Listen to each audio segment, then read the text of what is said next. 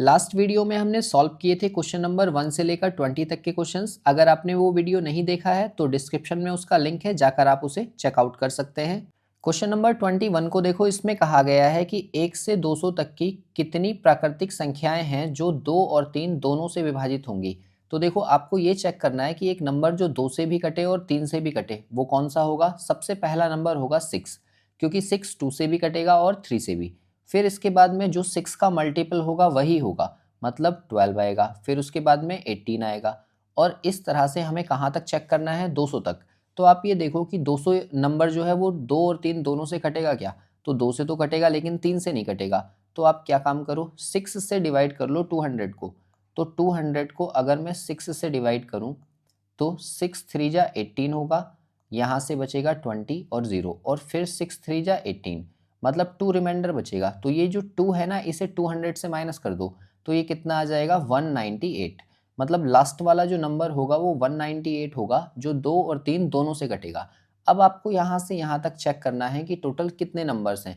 तो इसे चेक करने के लिए हमारे पास कौन सा फॉर्मूला होता है, an equals to a plus n minus 1 into d, जो कि हमने AP में पढ़ा है। तो an की वैल्यू आपके पास 198 होगी, और ये वाला जो a है जब हम लेफ्ट साइड में आएंगे तो माइनस हो जाएगा, जो कि 6 होगा, तो -6, और अपॉन में ये d की वैल्यू आएगी। तो d भी कितना होगा, दूसरे में से पहले को माइनस करके, तो वो कितना होगा 6, और इक्वल्स टू n माइनस 1। अब इसको हम सॉल्व करेंगे तो ये आ जाएगा 192 और अपॉन 6, और ये 1 इधर आ जाएगा तो प्लस, और n की वैल्यू आपको फाइंड करनी है। तो 6 से कट जाएगा ये कितना, 6 दूनी 12, 32 बार, और एक इसमें प्लस हो जाएगा, तो टोटल कितना आ जाएगा 33। मतलब डी ऑप्शन जो होगा वो इसका करेक्ट आंसर है। इसके बाद देखिए क्वेश्चन नंबर 22 को, तो उसमें कहा है कि मोहल का जन्म किस वर्ष में हुआ था। इस क्वेश्चन का आंसर देने के लिए आपको सिर्फ पहले कथन की जरूरत है या फिर सिर्फ दूसरे कथन की जरूरत है। मतलब डेटा सफिशिएंसी का ये क्वेश्चन है, आपको बताना है कि कौन सा वाला आंसर होगा। तो देखो, इसमें कहा है कि मोहल जो है वो वर्तमान में अपनी माँ से 25 वर्ष छोटा है, जबकि हमें ये तो पता ही नहीं कि माँ की एज कितनी है या फिर माँ का जन्म कब हुआ था, जिससे कि हम वर्ष बता सकें। तो हम केवल पहले से तो इसका आंसर नहीं दे सकते। फिर चेक करो क्या केवल दूसरे से आंसर दिया जा सकता है। तो देखो, मोहल का भाई जो है वो 1964 में पैदा हुआ था और अपनी माँ से 35 वर्ष छोटा है। अब देखो, मोहल के भाई के बारे में बोल रखा है और उसकी मदर के बारे में बोला है, लेकिन उनका रिलेशन मोहल से तो नहीं है ना। इसका मतलब केवल दूसरे से भी मैं आंसर नहीं दे सकता। लेकिन क्या मैं इन दोनों को मिलाकर आंसर दे सकता हूँ? तो यहाँ से मैं अपना आंसर दे सकता हूँ, बिकॉज ऑफ यहाँ पर ये कहा गया है कि अपनी माँ से ये 35 वर्ष छोटा है। तो हम ये बोल सकते हैं कि 1964 से मैं 35 अगर माइनस कर दूं तो यहाँ पर मुझे मिल जाएगा 1929, और ये जो है किसकी एज होगी, मदर की, और इससे 25 ज़्यादा है। तो 25 ज़्यादा, इसका मतलब इसमें 25 हम प्लस कर देंगे, तो एक्चुअल में कितना आ जाएगा 1954। मतलब मोहल का जो जन्म है वो 1954 में हुआ होगा। तो इसका मतलब ये है कि हम दोनों को मिलाकर अपना आंसर दे सकते हैं, पर किसी भी एक स्टेटमेंट से हम अपना आंसर नहीं दे पा रहे। तो हमारा आंसर कौन सा सही होगा, दोनों कथन पहला और दूसरा मिलाकर पर्याप्त हैं, तो इसलिए हम डी ऑप्शन मार्क करेंगे। इसके बाद देखिए क्वेश्चन नंबर 23 को, तो उसमें कहा है कि दो तोरणों का प्रतिच्छेद बिंदु कहलाता है। देखो, तोरण क्या चीज है, ये आपने क्लास 9th में पढ़ा है कि इस तरीके का एक ग्राफ आपको दिया जाता है और उसमें कुछ दो आपको इस तरीके से ग्राफ बने हुए होते हैं, और उन दोनों ग्राफ को इस तरीके से, जैसे अब ये जो इसका इंटरसेक्टिंग पॉइंट है, यहाँ पर अगर मैं ये परपेंडिकुलर नीचे गिरा लूँ तो यहाँ जो वैल्यू आती है ना, ये इसकी मीडियन कहलाती है। ठीक है, मीडियन, या इसको हम हिंदी में कहते हैं माध्यक, ठीक है, या माध्यिका भी कहते हैं। तो ये जो वैल्यू है ये इस इंटरसेक्शन पॉइंट को दिखाती है। अब इसमें ये कहा गया है कि त्वरण के प्रतिच्छेद बिंदु क्या। अब यहाँ पर आप ऑप्शन को देखो, ये बोल रखा है तीसरा चतुर्थांक, है ना, ये पांचवा दशांक, और ये 40वां, और ये बहुलक। तो बहुलक तो होगा नहीं, 40वां भी नहीं होगा, और ये वाला भी नहीं होगा। इसका मतलब इसका बी आंसर होगा। पांचवा दशांश का मतलब ये है 5 इंटू 10%, मतलब टोटल 50%, और 50% का ही मतलब क्या है, मीडियन। तो इसलिए हम इसका जो आंसर लगाएंगे वो बी ऑप्शन लगाएंगे। इसके बाद देखिए क्वेश्चन नंबर 24 को, तो उसमें ये कहा गया है कि आंकड़ों का परास निकालिए। अब देखो, परास क्या होता है, परास बोलते हैं रेंज को। और रेंज क्या चीज होती है, अगर मुझे किसी आंकड़ों के मैक्सिमम वैल्यू और मिनिमम वैल्यू मिल जाए तो दोनों को माइनस कर देते हैं, वहां से रेंज निकल आती है। अब देखो इसमें कथन फर्स्ट में कहा है कि ये मिनिमम वैल्यू तो 10 है और मैक्सिमम वैल्यू 70 है, तो क्या मैं 70 से 10 को माइनस करके 60 लिख सकता हूँ? बिल्कुल। इसका मतलब मैं पहले वाले से ही इसकी रेंज निकाल सकता हूँ। तो इसका आंसर आ जाएगा कि कथन का आंसर देने के लिए या प्रश्न का आंसर देने के लिए केवल पहला कथन ही पर्याप्त है। मतलब सी ऑप्शन जो है वो इसका करेक्ट आंसर होगा। इसके बाद देखिए क्वेश्चन नंबर 25 को, तो उसमें कहा है कि 4 अंकों की सबसे छोटी संख्या बताइए जिसे इन 3 नंबर से डिवाइड करने पर 3, 5 और 7 शेषफल बचता है। अब देखो इस क्वेश्चन को करने के लिए हालांकि हमारे पास बेसिक मेथड होता है कि हम इन तीनों नंबर्स का एलसीएम लेंगे और एलसीएम लेने के बाद में 5 में से 3 को माइनस करेंगे तो भी 2 आएगा, 7 में से 5 को माइनस करेंगे तो भी 2 आएगा और 13 में से 11 को माइनस करेंगे तो भी 2 आएगा। तो उसे लास्ट में 2 माइनस कर देंगे। लेकिन हमारे पास यहाँ से टाइम ज़्यादा लग जाएगा। हालांकि आप इसके बेसिक मेथड को सीखना चाहते हैं कि एलसीएम और एचसीएफ कैसे क्वेश्चंस उसमें आते हैं और उन्हें कैसे सॉल्व किया जाता है, तो एक बार डिस्क्रिप्शन चेक कर लेना। वहाँ पर मैंने एलसीएम का भी और एचसीएफ का भी 2 वन शॉट पढ़ाए हुए हैं और उसमें बिल्कुल डिटेल में पढ़ाया हुआ है, आपके सारे कॉन्सेप्ट क्लियर हो जाएंगे। लेकिन फिलहाल हम इसे यहाँ पर कैसे सॉल्व करेंगे? ऑप्शन एलिमिनेशन से। ऑप्शन एलिमिनेशन देखो कैसे लगेगा। आप देखो कि 5 से किसी नंबर को मुझे डिवाइड करना है तो 3 रिमाइंडर बचना चाहिए और मैं स्टार्ट करूंगा सबसे छोटे नंबर से। तो देखो इनमें सबसे छोटा नंबर है ये वाला। अगर मैं इसे 5 से डिवाइड करूं तो 70 पूरा पूरा कट जाएगा और 3 रिमाइंडर बच जाएगा, मतलब 5 से तो कट रहा है। फिर देखो आप इसे 7 से डिवाइड करके तो 5 रिमाइंडर बचना चाहिए, मतलब 1073 को अगर मैं 7 से कट करूं तो ये कितना आएगा? 7 बन जा 7, यहाँ से 3 और ये 7 और 7 पंजे 35 है ना, और ये 2 3। अब 7 3 जा 21 आएगा तो रिमाइंडर कितना बचेगा? 2, जबकि मुझे रिमाइंडर चाहिए कितना था? 5। इसका मतलब ये वाला तो नहीं है, तो ये हमने ऑप्शन एलिमिनेट कर दिया। फिर इससे जस्ट बड़ा नंबर ट्राई करो, तो वो है ये वाला। आपको पता है 5 से काटने पर 70 पूरा कट जाएगा और 3 रिमाइंडर बचेगा, तो इसका मतलब 5 से तो कट ही जाएगा। अब इसको 7 से कट करो तो देखो 7 बन जा 7 आएगा और 4 4 7 आएगा, फिर 7 छिंग 42, मतलब 5 बचेगा और 3। अब 7 सत्ते 49 होंगे तो 49 इसमें से माइनस होगा तो 4 रिमाइंडर बचेगा और 4 रिमाइंडर बचेगा, लेकिन हमें कौन सा चाहिए? 5। इसका मतलब ये वाला भी नहीं होगा। अब इसके बाद में इससे बड़ा नंबर ट्राई करो, यानी कि डी ऑप्शन। तो इसको भी अगर हम 5 से कट करते हैं तो यहाँ से हमें 35 पूरा कट जाएगा, 3 रिमाइंडर मिल जाएगा, मतलब 5 से तो कट रहा है। तो 7 से ट्राई करो, तो 7 से जब हम इसको ट्राई करेंगे तो देखो 123 और 8 दिया हुआ है। 7 से मैंने इसको कट किया तो 7 बन जा 7, ठीक है। यहाँ से कितना बचेगा? 5, 3 और 7 सत्ते 49, 49, 4 बचेगा, फिर 8। अब देखो 7 से कटेगा तो 7 छिंग 42, यानी कि 6 बचेगा, जबकि मुझे रिमाइंडर कितना चाहिए? 5। इसका मतलब डी भी नहीं होगा, तो हमारा आंसर कौन सा होगा? बी वाला, और बी ही इसका सही आंसर है। इसके बाद देखिए क्वेश्चन नंबर 26 को, तो 26 में आपसे कहा है कि ये 3 नंबर्स हैं, इनके एलसीएम और एचसीएफ का अनुपात निकालो। तो देखो इसके लिए मैं पहले इसके प्राइम फैक्टर्स कर लेता हूँ। तो 12 के प्राइम फैक्टर्स क्या होंगे? 2 दूनी 4 और तिया 12, ठीक है। ऐसे ही 18 के भी करो, तो ये क्या बनेगा? 2 तिया 6 और तिया 18। ऐसे ही 30 के भी करो, तो 30 के क्या हो जाएंगे? 2 पंजे 10 और 10 तिया 30। अब यहाँ से देखो अगर मुझे एलसीएम और एचसीएफ का रेशियो निकालना है तो कितना आएगा? देखो एलसीएम में हमें देखना होता है कि तीनों में कुछ कॉमन है क्या। तो यहाँ पर कॉमन टर्म मुझे ये दोनों मिल रहा है, मतलब इन्हें तो मैं एक बार लिखूंगा और बाकी के जो बचे हुए नंबर्स हैं तीनों वो भी इंटू में लिखे जाएंगे, यानी कि 2 इंटू 3 इंटू 5 और अपॉन। एचसीएफ में सिर्फ वो लिखे जाते हैं जो कॉमन है, मतलब 2 इंटू 3। अब यहाँ से देखो इसका रेशियो निकालो, तो 2 से 2 कट जाएगा, 3 से 3 कट जाएगा, तो ऊपर कितना आएगा? 5 3 जा 15 और 15 2 जा 30, 30 आएगा और अपॉन में कितना आएगा? 1।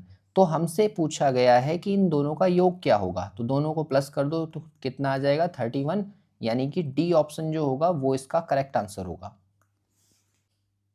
इसके बाद देखिए क्वेश्चन नंबर 27 को, तो 27 में देखो यहाँ पर √2 है, इसको मैं कैसे लिख सकता हूँ? 2√2। इसको मैं लिख सकता हूँ 3√2, इसको लिख सकता हूँ 4√2। इसका मतलब इसमें से √2 कॉमन आ जाएगा, तो ये नंबर्स कैसे दिखेंगे? मैंने √2 यहाँ से कॉमन ले लिया और अंदर बचेगा 1 + 2 + 3 + 4 प्लस डॉट डॉट डॉट, कितने टर्म्स हैं इसके? 16, जो कि हमें क्वेश्चन में दिए हैं। अब इनका सम मैंने निकालना आपको सिखाया है क्वेश्चन नंबर 1 से लेकर 20 जब हम सॉल्व कर रहे थे। तो यहाँ पर आया 2 और इसका सम निकालने के लिए पहले 16 लिखो और 16 से जस्ट अगला नंबर और अपॉन 2 और इसे सॉल्व कर दो। तो देखो 2 से ये कट जाएगा कितनी बार, 8 बार, और 17 की 8 बार मल्टीप्लाई होगी तो कितना आएगा 136, यानी कि बी ऑप्शन जो है वो इसका करेक्ट आंसर है। इसके बाद देखिए क्वेश्चन नंबर 28 को, तो उसमें कहा है 5 संख्याओं का औसत आपको निकालना है, कितना आएगा। तो देखो यहाँ से कहा है 5 संख्याओं का योग दे रखा है। भाई अगर हमारे पास योग है 225 तो उसको मैं 5 से डिवाइड कर दूंगा, एवरेज आ जाएगा। 5 से कट जाएगा कितनी बार, 5 चौक 20 और 5 पंजे 25, यानी कि 45 एवरेज है। तो इसका आंसर तो मैंने पहले ही स्टेटमेंट से दे दिया, तो इसका मतलब इसका आंसर क्या होगा, केवल पहला कथन पर्याप्त है आंसर देने के लिए।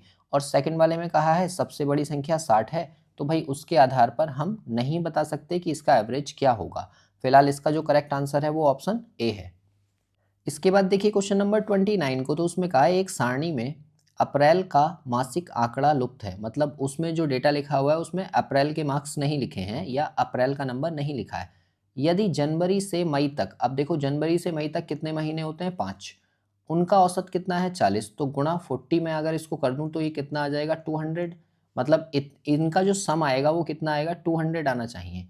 फिर कहा है और जनवरी फरवरी मार्च और मई, अप्रैल इसमें से मिसिंग है, के मान आपको दे रखे हैं ये तीनों चारों, तो इन सबको प्लस कर लो। मतलब 30 और प्लस 45 प्लस 35 और प्लस 50, तो ये टोटल कितने हो जाएंगे 50 और 30 80 और 8 4 12, 12 और 3 15 और 1 16, मतलब टोटल आ गए ये 160। तो आपसे पूछा है अप्रैल का मान क्या होगा। भाई 200 था टोटल और उसमें से 160 मैंने माइनस कर दिए तो कितने बचे 40, मतलब बी ऑप्शन जो होगा वो इसका करेक्ट आंसर होगा। इसके बाद देखिए क्वेश्चन नंबर 30 को, तो उसमें कहा है किसी कंपनी में काम करने वाले विज्ञान कला और वाणिज्य स्नातकों की संख्या 300 700 और 500 है।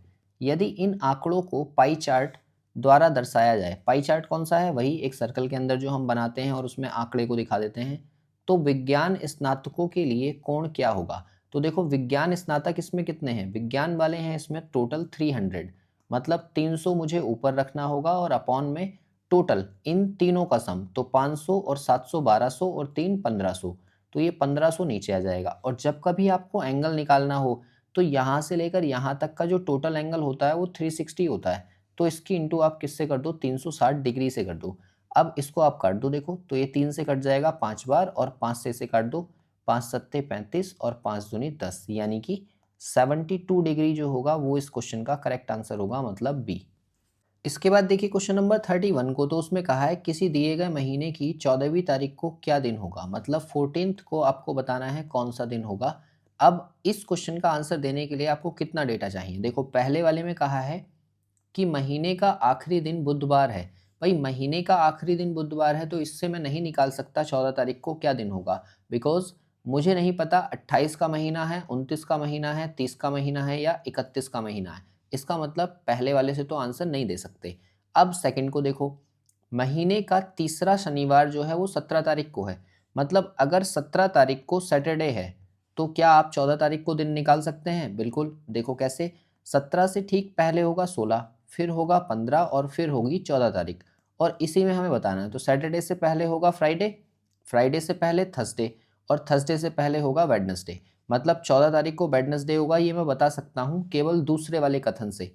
तो इसका आंसर देने के लिए केवल दूसरा वाला जो है वही पर्याप्त है, मतलब ए ऑप्शन जो है वो इसका करेक्ट आंसर है। इसके बाद देखिए क्वेश्चन नंबर 32 को, तो उसमें कहा है निम्नलिखित कथनों में से कौन इस प्रश्न का उत्तर देने के लिए पर्याप्त है। अब देखो फिर से आपसे डेटा सफिशिएंसी का क्वेश्चन पूछा गया है और अभी पूछा है रेशियो एंड प्रोपोर्शन से, या फिर ऐसे कहो पार्टनरशिप से, कि यहाँ पर अजीत, कृष्णा और अमरीश ये 3 लोग हैं और ये अपने लाभ को किस अनुपात में बांटेंगे। तो अजीत का, कृष्णा का और अमरीश का अगर मुझे रेशियो पता चल जाता है तो मैं इस क्वेश्चन का आंसर दे सकता हूँ। तो देखो यहाँ पर पहले वाले से तीनों का रेशियो निकल पाएगा क्या। अजीत को कुल लाभ का 2/5 हिस्सा मिल रहा है। अगर अजीत को 5 में से 2 हिस्से मिल रहे हैं तो बाकी दोनों को कितना 3 हिस्सा मिलेगा। बट क्या मुझे पता चल रहा है कि इन तीनों में से किसको कितना मिल रहा है, नहीं पता चल रहा है, क्योंकि यहाँ से ना ये दोनों फिर से फंस गए। तो इसलिए हम पहले वाले से तो आंसर नहीं दे सकते। फिर सेकंड को देखो कि कृष्णा और अमरीश कुल निवेश का 75% हिस्सा लेते हैं। अगर 75% कृष्णा को मिल जा रहा है और अमरीश को मिल जा रहा है, तो 25% जो मिलेगा वो किसको मिलेगा? तीसरे वाले व्यक्ति को, जिसका नाम है अजीत। लेकिन क्या हमें ये पता चल रहा है कि कृष्णा को और अमरीश को कितना कितना मिल रहा है? नहीं। तो इसका मतलब मैं दूसरे वाले से भी इसका आंसर नहीं दे सकता।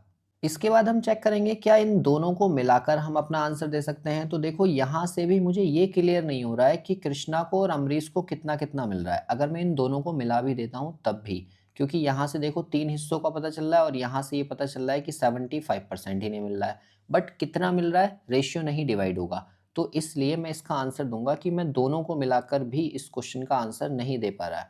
इसका मतलब डी ऑप्शन जो होगा वो इसका करेक्ट आंसर होगा। इसके बाद देखिए क्वेश्चन नंबर 33 को, तो उसमें कहा है एक पाई चार्ट दिया है जिसके अंदर 5 खंड हैं। मतलब कहने का क्या है, एक ऐसे से करके इसके अंदर टोटल कितने बॉक्सेस बने हुए हैं? 5। कहा है जिनके कोण ये दे रखे हैं, मतलब ये और ये सारे के सारे 90, 60, 75, 45 और 90 ये दिए हैं। तो आपसे पूछा है कि 75 डिग्री वाले कोण का खंड का कितना प्रतिशत है। तो आप इसे कैसे कैलकुलेट करोगे? देखो 75 को ऊपर रखो और अपॉन में रखा जाएगा कितना? 360 और इनटू कर देंगे हम 100, क्योंकि हमें परसेंटेज कैलकुलेट करना है। एक जीरो से एक जीरो कट जाएगा तो ये टोटल कितना मिल जाएगा हमें? 750 और अपॉन 36, तो 36 दूनी 72, यानी कि 2 और 0, यानी कि 20.83। मतलब बी ऑप्शन जो होगा ना वो इस क्वेश्चन का करेक्ट आंसर है। हमें पूरा डिवाइड करने की ज़रूरत नहीं पड़ी, क्योंकि हमने देखा कि 20 समथिंग आएगा, तो यहाँ पर हमारे पास एक ही ऑप्शन है जो 20 पॉइंट समथिंग है, तो बी ही हम मार्क कर देंगे। इसके बाद देखिए क्वेश्चन नंबर 34 को, तो उसमें कहा है कि एक रेखा आलेख में कंपनी ए की बिक्री 5 वर्षों में 100 से 200 हो गई। तो आप ये देखो कि यहाँ से यहाँ तक बिक्री कितनी बढ़ी? 100। और कितने साल में बढ़ी? 5 में। तो 5 से इसको डिवाइड कर दो तो टोटल कितना आएगा? 20। मतलब बी ऑप्शन जो है वो इसका सही आंसर है। अगला क्वेश्चन देखिए 35 में कहा है कि इसका दर्पण प्रतिबिंब क्या होगा। देखो दर्पण के पास में ये तीर का निशान है, तो तीर का निशान दर्पण के पास में ही बनेगा और ये शेप ऐसे चली जाएगी, इधर सर्कल होगा। और ऐसी शेप मुझे कौन सी दिख रही है? Option D. तो डी ही इसका करेक्ट आंसर होगा। कोई कहे सी भी तो दिख रहा है, बट देखो यहाँ पर ये जो डॉट है ना ये डार्क है, तो यहाँ पर ये डॉट डार्क नहीं है, इसका मतलब सी एलिमिनेट हो जाएगा। तो इस तरह से हमारा आंसर कौन सा होगा? Option D. इसके बाद देखिए 36 को, तो उसमें कहा है कि दर्पण जो है वो परावर्तन से उसी प्रकार संबंधित है जैसे पानी। तो देखो दर्पण से परावर्तन होता है तो पानी से क्या होगा? अपवर्तन। अपवर्तन मतलब किसी बर्तन के अंदर कोई किरण जब जाती है तो आर पार चली जाती है, तो ये किसके द्वारा होगा? आपका पानी के द्वारा। इसका मतलब डी ऑप्शन जो है वो करेक्ट है। इसके बाद देखिए 37 को, तो उसमें कहा है कि जिस प्रकार द्वीप जो है वो महासागर से संबंधित है उसी प्रकार मरुद्वीप। मरुद्वीप क्या होता है? मरुस्थल। मरुस्थल मतलब रेगिस्तान। तो आप इसका ए ऑप्शन जो है वो मार्क करेंगे। इसके बाद देखिए क्वेश्चन नंबर 38 को, तो उसमें कहा है कि उस संख्या त्रिक को चुनिए जो दिए गए त्रिक के समान है। मतलब आपको इसमें लॉजिक लगाना है और फिर उसी के जैसा चारों में से छांटना है। एनालॉजी का क्वेश्चन है। कैसे इसको सॉल्व करेंगे? देखो जो 60 दिया हुआ है उसमें से 12 माइनस करो तो कितना आएगा? 48, और फिर उनको क्रॉस करके लिख दो 84, जो कि स्टार्टिंग में यहाँ लिखा हुआ है। ऐसे ही देखो 115 दिया है, उसमें से आप माइनस करो 20 को, तो ये कितना हो जाएगा आपका? 95, और 95 को क्रॉस करके आप लिख दो तो 59 हो जाएगा, जो कि यहाँ दिया है। तो ऐसा कौन से ऑप्शन में दिख रहा है मुझे? ऑप्शन बी में, क्योंकि 64 से आप माइनस करोगे 8 तो टोटल आएगा ये 56, और इसको हम उल्टा करके लिख देंगे तो ये क्या बन जाएगा? 65। मतलब बी ऑप्शन जो है वो इसका करेक्ट आंसर है। इसके बाद देखिए क्वेश्चन नंबर 39 को, तो उसमें दिया है हाई, और हाई को हमने कोड किया है 128 से। तो पहले हम लेटर के प्लेस लिख लेते हैं, HIGH। ये होगा 8, ये 9, और ये होगा 7, और ये होगा 8। इन सबको हम प्लस कर लेते हैं। तो प्लस करने के बाद देखो कितना आएगा ये?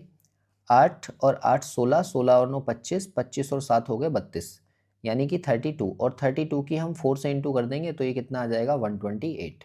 मतलब 4 से इंटू क्यों किया है? क्योंकि इसके अंदर 4 लेटर्स हैं। ऐसे ही दूसरे में देखो लो लिखा है, L का मतलब होता है 12, O का मतलब होता है 15 और W का मतलब होता है 23। इन सबको प्लस करना है और इंटू 3 कर देना है, तो ये हो गया 50, और 50 की इंटू 3 से हम करेंगे तो कितना आ जाएगा? 150, जो कि आगे दिया है। अब हमसे पूछा है फार का कोड, तो पहले हम लिखेंगे FAR के लिए लेटर प्लेस 6, और ये 1, और ये 18। 18 और 1 19, 19 और 6 हो गए टोटल 25, और 25 की मल्टीप्लाई हम कर देंगे किससे, 3 से, क्योंकि 3 लेटर्स हैं तो ये हो जाएगा 75, जो कि सी ऑप्शन में दिया है और सी ही इसका करेक्ट आंसर है।